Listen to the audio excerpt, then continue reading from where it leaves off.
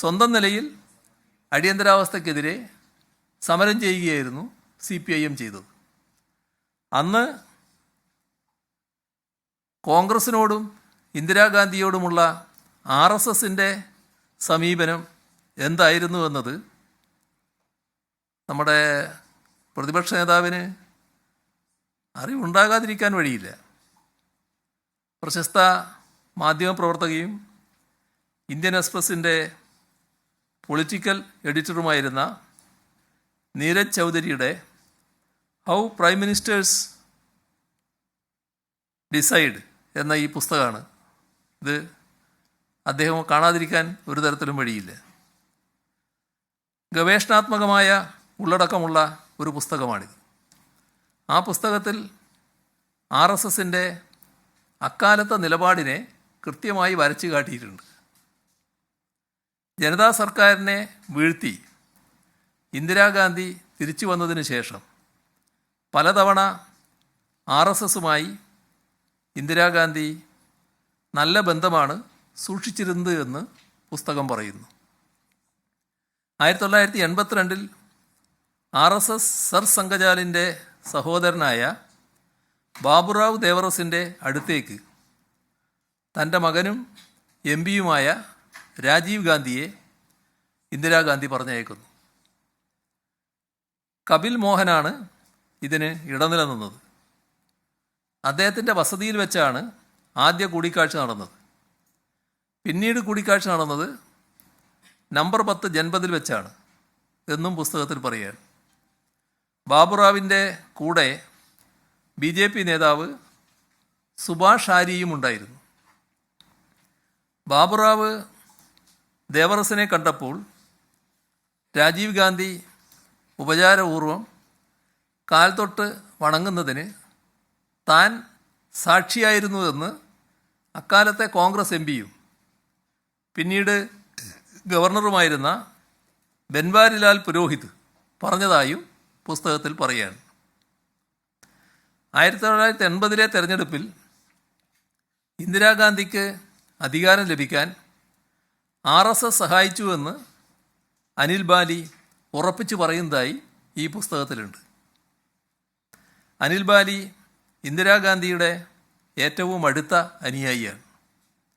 RSSൻ്റെ പിന്തുണയില്ലായിരുന്നെങ്കിൽ 353 സീറ്റുകൾ നേടാൻ കഴിയില്ലായിരുന്നുവെന്ന് ഇന്ദിര സ്വകാര്യമായി സമ്മതിച്ചിരുന്നതായും ബാലി അവകാശപ്പെടുന്നു.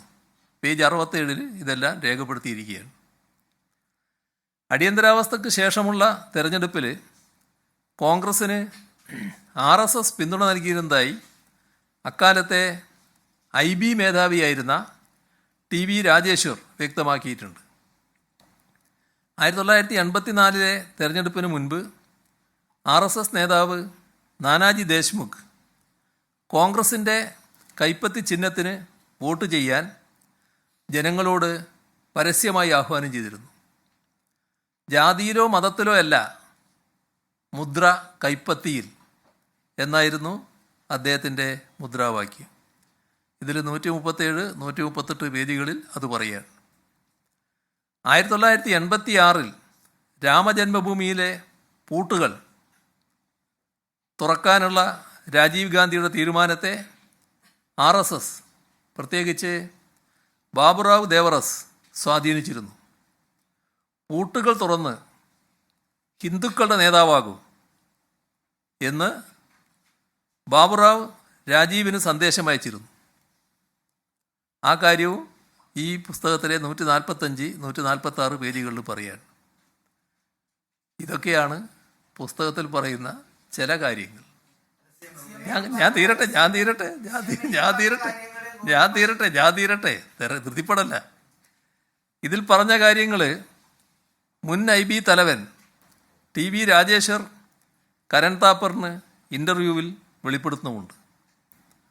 1975 അടിയന്തരാവസ്ഥ ഏർപ്പെടുത്താനുള്ള ഇന്ദിരാഗാന്ധിയുടെ തീരുമാനത്തിന് RSS പിന്തുണയുണ്ടായിരുന്നു എന്നാണ് അദ്ദേഹം ഇൻ്റർവ്യൂവിൽ പറയുന്നത്.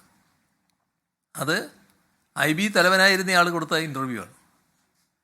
രാജേശ്വർ എഴുതിയ ഇന്ത്യ ദ ക്രൂഷ്യൽ ഇയേഴ്സ് എന്ന പുസ്തകത്തിലും ഈ കാര്യം വിശദീകരിച്ചിട്ടുണ്ട്. അതായത് RSS 20 പരിപാടികൾക്കുൾപ്പെടെ അനുകൂലമായിരുന്നു. അവർക്ക് അടിയന്തരാവസ്ഥയോട് എതിർപ്പുമുണ്ടായിരുന്നില്ല.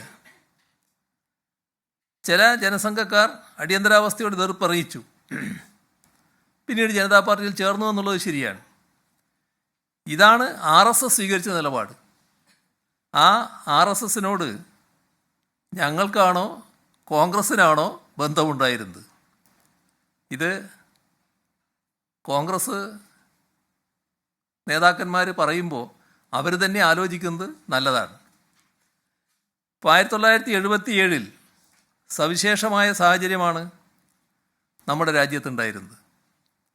ജീവിക്കാനുള്ള അവകാശം പൗരന്മാർക്ക് നിഷേധിക്കപ്പെട്ട അവസ്ഥ, ഹേബിയസ് കോർപ്പസ് അടക്കമുള്ള ഭരണഘടനാ പരിഹാരങ്ങൾ നിഷേധിക്കപ്പെട്ട അവസ്ഥ. അതായത് ജീവിക്കാനുള്ള അവകാശം മൗലികാവകാശമാണല്ലോ. മൗലികാവകാശങ്ങൾ എടുത്തു കളഞ്ഞു, പിന്നെ ആ അവകാശമില്ല. അതായിരുന്നു അവസ്ഥ. തുർക്ക്മാൻ ഗേറ്റ് ഉൾപ്പെടെ ന്യൂനപക്ഷങ്ങളെ കൂട്ടത്തോടെ വേട്ടയാടിയ തിക്ത അനുഭവങ്ങൾ, തൊഴിലാളികളെ സംഘടിക്കാനുള്ള തൊഴിലാളികൾക്ക് അവകാശമില്ല, ബോണസ് നിഷേധിച്ച കാലം, പൗരസ്വാതന്ത്ര്യങ്ങൾ വീണ്ടെടുക്കാനും മനുഷ്യനെ പോലെ ജീവിക്കാനുമുള്ള അവകാശത്തിനു വേണ്ടി നിർണായക പോരാട്ടമാണ് ആ കാലത്ത് നടന്നത്. ആ സമയത്ത് ആ പോരാട്ടങ്ങളുടെ മുന്നിൽ CPIM നിന്നിട്ടുണ്ട്. തെരഞ്ഞെടുപ്പ് പോരാട്ടം വന്നപ്പോൾ അന്നുള്ള ജനതാ പാർട്ടിയുമായി സഹകരിച്ചിട്ടുമുണ്ട്. 1979 RSSകാർ ജനതാ പാർട്ടിയിൽ അംഗത്വം വഹിക്കുന്നതുമായി ബന്ധപ്പെട്ട് ഗൗരവമായ പ്രശ്നം ഉയർന്നു വന്നു. അതായത് ഇരട്ട അംഗത്വ പ്രശ്നത്തിൽ അത് കൂടുതൽ മൂർച്ഛിച്ചു. അങ്ങനെയാണ് ജനതാ പാർട്ടി വളരുന്നത്, മൊറാർജി സർക്കാർ നിലംപതിക്കുകയും ചെയ്യുന്നത്. അതിനുശേഷം 1980 നടന്ന തെരഞ്ഞെടുപ്പിൽ RSSകാർ മുൻ ജനസംഘക്കാരടങ്ങുന്ന അവശിഷ്ട ജനതാ പാർട്ടിയുമായി സഖ്യമുണ്ടാക്കിയത് കോൺഗ്രസും ഇന്ത്യൻ യൂണിയൻ മുസ്ലിം ലീഗും അടങ്ങുന്ന UDF ആണ്. ഇവിടുത്തെ കേരളത്തിലെ കോൺഗ്രസിന് നേതൃത്വമുള്ള UDF മുന്നണിയാണ്. കാസർഗോഡ് പാർലമെൻറ്റ് തെരഞ്ഞെടുപ്പിൽ ആ മുന്നണിയുടെ സംയുക്ത സ്ഥാനാർത്ഥി കോൺഗ്രസ്സുകാരനോ ലീഗുകാരനോ ആയിരുന്നില്ല.